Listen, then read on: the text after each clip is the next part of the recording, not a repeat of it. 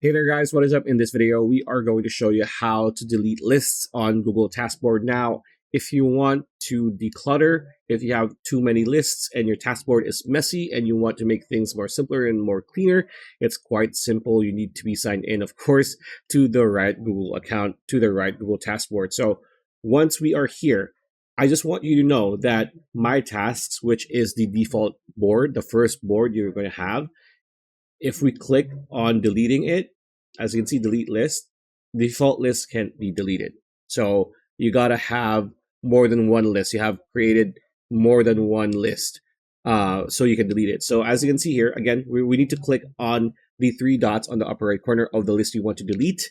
So for example, we have second list here, and we're gonna click the three dots again, like so. And there's going to be an option that says delete list. So all we need to do is click on delete list.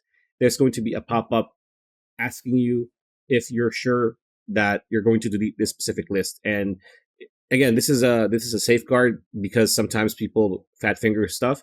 But if you're really keen on deleting that said list, all we need to do is click on delete list. There you go. It's now gone.